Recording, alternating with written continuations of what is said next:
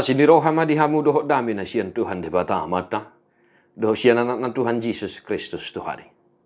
Amin. Shalom manginang. Selamat pagi. Selamat melanjutkan aktivitas kembali. Kiranya tetap masih semangat di dalam Tuhan. Sembari berdoa syafaat. Memuji Tuhan. Dan sesibuk apapun na manginang. Mari tetap setia mendengarkan firman Tuhan. Hari ini firman untuk kita Hebrew ada ayat 4. Songo surung ni guarna natinian nai na mangatasi kasuru-suruan. Songo nido surung ni hasangapon na martibakon na sida. Jauh lebih tinggi daripada malaikat-malaikat. Sama seperti nama yang dikaruniakan kepadanya jauh lebih indah daripada nama mereka. Demikian firman Tuhan. Amangin penulis kitab Ibrani mengingatkan jemaat yang nadong di perserahan amangin. Siapa dan bagaimana Tuhan Yesus Kristus yang kita imani. Yang tidak ada bandingnya, tidak ada duanya. The only one. Hanya dialah satu-satunya. Yesus Kristus Tuhan kita. Dan di sini penulis kitab Ibrani mengatakan bahwa dia lebih tinggi dari malaikat. Namanya lebih indah daripada nama-nama malaikat itu sendiri. Itu artinya kita tidak bisa menyamakan kedudukan Tuhan Yesus Kristus dengan malaikat-malaikat itu.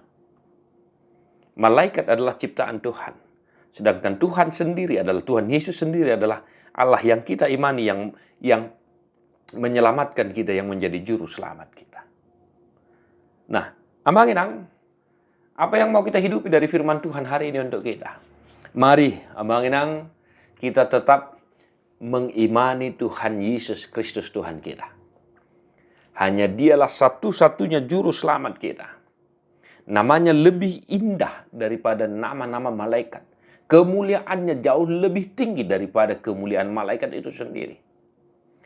Maka jangan ragukan. Ya, kuasa Tuhan Yesus Kristus Tuhan kita itu.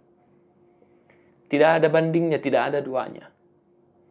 Bahkan kita tidak bisa menyamakan statusnya dengan malaikat-malaikat itu.